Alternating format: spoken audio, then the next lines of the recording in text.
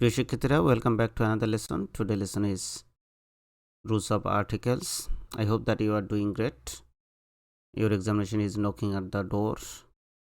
যারা ফার্স্ট ইয়ার এবং সেকেন্ড ইয়ারের যারা আছো তারা তাদের টেস্ট পরীক্ষা সামনে, এবং যারা ফার্স্ট ইয়ার তাদের first term exam is knocking at your door.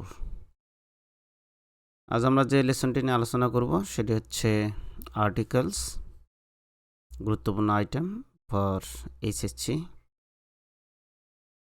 And university admission যারা দিবা তাদের জন্য খুব গুরুত্বপূর্ণ. তবে 2024-এ যারা পরীক্ষা দিচ্ছে তাদের জন্য এটি প্রয়োজন নেই, কারণ তাদের সিলেবাসে এটি অন্তর্ভুক্ত নেই, বাট ইউনিভার্সিটির জন্য তোমাদের এটি লাগবে. আমরা জানি আর্টিকেল কি, সাধারণত এ আন্দাকে আর্টিকেল বলা হয়. তোমরা স্ক্রিনে লক্ষ্য করছো, এ আন্দাকে আর্টিকেল বলা হয় বা পদাশ্রিত নির্দেশক বলা হয়. তো আমরা এখানে দেখলাম যে আন্দা হচ্ছে আর্টিকেল. আর্টিকেলের সহজভাবে যদি আমরা বলতে চাই, আর্টিকেলের অপর নাম হচ্ছে ডিটারমিনার. আর্টিকেলের অপর নাম কি? ডিটারমিনার. আমি আবারও বলছি, আর্টিকেলের অপর নাম ডিটারমিনার. এটি ইউনিভার্সিটির কোশ্চেনে খুব আসে. What is determiner? ডিটারমিনার হচ্ছে আর্টিকেল, আর্টিকেলের অপর নাম হচ্ছে ডিটারমিনার. এবং এ আন্দা মূলত হচ্ছে পার্টস অফ স্পিচ হচ্ছে অ্যাডজেক্টিভের অন্তর্ভুক্ত. এ আন্দা কোন পার্টস অফ স্পিচের অন্তর্ভুক্ত? অ্যাডজেক্টিভ. অর্থাৎ এ আন্দা হচ্ছে অ্যাডজেক্টিভের অন্তর্ভুক্ত. তা আমরা দুটো জিনিস জানলাম এখানে. এ আন্দা হচ্ছে মূলত আর্টিকেল, ইংরেজিতে এ আন্দাকে আর্টিকেল বলা হয়, এবং আর্টিকেলের অপর নাম হচ্ছে ডিটারমিনার. এবং আর্টিকেলের যে পার্টস অফ স্পিচ অর্থাৎ এ আন্দা হচ্ছে অ্যাডজেক্টিভের অন্তর্ভুক্ত, অর্থাৎ প্রনাউন্সিয়েশন হবে অ্যাডজেক্টিভ. আর্টিকেল মূলত দুই ভাগে ভাগ করা যায়. একটি হচ্ছে ইনডিফিনিট এবং ডিফিনিট, নির্দিষ্ট এবং অনির্দিষ্ট. এটি সহজ জিনিস, এটা তোমরা ছোটোর থেকেই শিখে যাচ্ছ. আর্টিকেল দুই ভাগে ভাগ করা যায়, ইনডিফিনিট এবং ডিফিনিট, নির্দিষ্ট এবং অনির্দিষ্ট.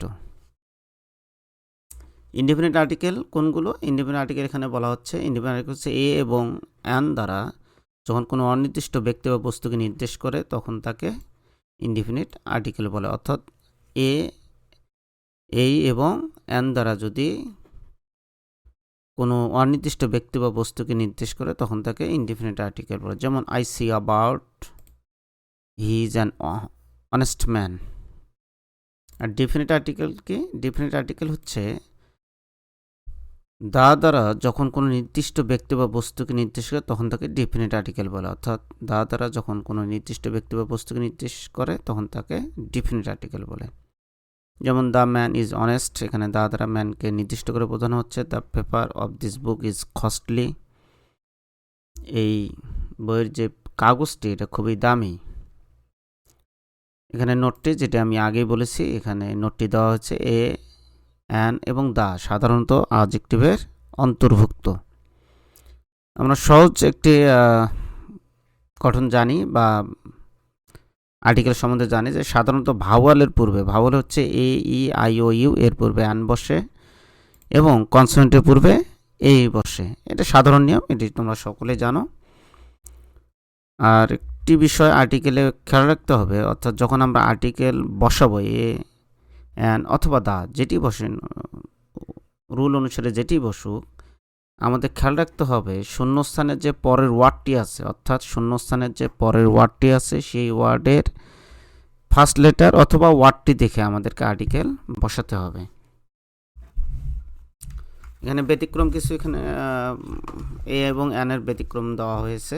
আমরা খেয়াল করি কী কী. যেমন এইচের উচ্চারণ যদি হওয়ার মতো হয়, অর্থাৎ বাংলা উচ্চারণ যদি ওই ওয়ার্ডটির উচ্চারণ যদি হওয়ার মতো হয়, সেক্ষেত্রে এই বসে.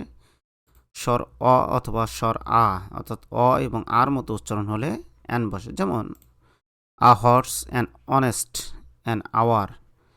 যেমন এখানে অনেস্টের এখানে স্বর অ এর মতো উচ্চারণ হয়েছে, এই জন্য অ্যান হয়েছে এইচ থাকা সত্ত্বেও. এখানে সাইলেন্ট ভাওয়াল আছে. অ্যান্ড আওয়ার, এখানে আওয়ারের আগে অ্যান হওয়ার কারণটা হচ্ছে আওয়ারের উচ্চারণ আ এর মতো এসেছে. ইউ, বাংলা উচ্চারণ ইউ এর মতো হলে এ এবং স্বর আ বা আর মতো হলে অ্যান বসে. যেমন a university, a unique, an umbrella,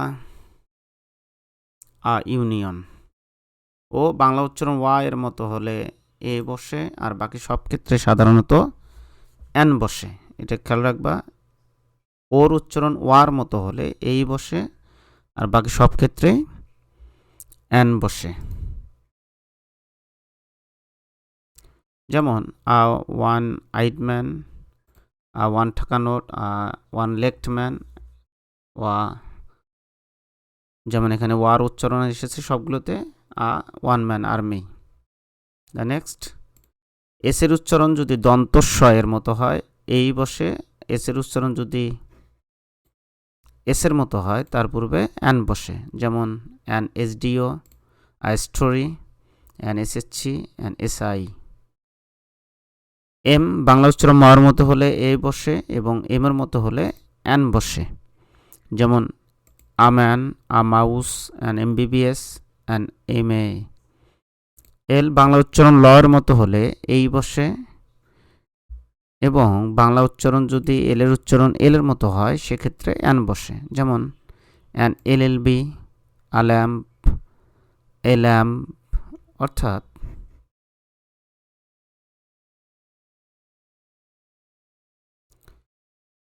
যেমন এল এর উচ্চারণ এখানে কি এসেছে, এল এর মতো এসেছে, এই জন্য এখানে অ্যান হয়েছে। ল্যাম্প মানে কপি, তোমরা গ্রাম অঞ্চলে এটা খুব পরিচিত, যেটাকে কপি বলি, বা গ্রাম অঞ্চলের ভাষায় এটাকে কপি বলা হয়। ল্যাম্প, এখানে খেয়াল করো ল, ল এবং এল, অর্থাৎ এল এর মতো এসেছে অ্যান, ল এর মতো এসেছে এই ছয়টি হচ্ছে ব্যতিক্রম। আর বাকি এবং অ্যানের ব্যবহার আমরা উপরে দেখলাম। এটি হচ্ছে বেসিক ধারণা আর্টিকেলের। এরপরে আমরা দেখব দায়ের ব্যবহার এবং ক্রস কোথায় কোথায় বসে, এগুলো আমরা নেক্সট লেকচারে দেখে নেব। আমি আবার সামারাইজ করে দিচ্ছি। আর্টিকেল মূলত এই আন্দাকে আমরা আর্টিকেল বলি। আর্টিকেল মূলত হচ্ছে পার্টস অফ স্পিচের অন্তর্ভুক্ত। এটির আর্টিকেল অপর নাম হচ্ছে ডিটারমিনার। আর্টিকেল দুই ভাগে ভাগ করা যায়, একটা হচ্ছে ডিফিনিট এবং ইনডিফিনিট। অনির্দিষ্ট ব্যক্তি বা বস্তু নির্দেশ করলে ইনডিফিনিট, আর নির্দিষ্ট ব্যক্তি বা বস্তুকে নির্দেশ করলে ডিফিনিট বলা। ভাওয়াল এই আই ও ইউ এর পূর্বে আন বসে এবং কনসোনেন্টের পূর্বে এই বসে। আর ব্যতিক্রম এখানে 6টি দেওয়া হয়েছে, H, U, O, S, M এবং এল, এই 6টি ব্যতিক্রম। অর্থাৎ যেখানে ভাওয়ালের মতো উচ্চারণ হবে সেখানে অ্যান বসবে এবং কনসোনেন্টের মতো উচ্চারণ হলে এই বসবে। এটা হচ্ছে বেসিক ধারণা। আমরা নেক্সট লেকচারে ইনশাল্লাহ দার ব্যবহার এবং আর্টিকেল কোথায় কোথায় বসে না, অর্থাৎ ক্রস বা ওমিশন অফ আর্টিকেল, এবং কিছু গুরুত্বপূর্ণ নিয়ম আছে সেই নিয়মগুলো দেখে নেব ইনশাল্লাহ। Thanks for watching. আল্লাহ হাফেজ। আসসালামু আলাইকুম।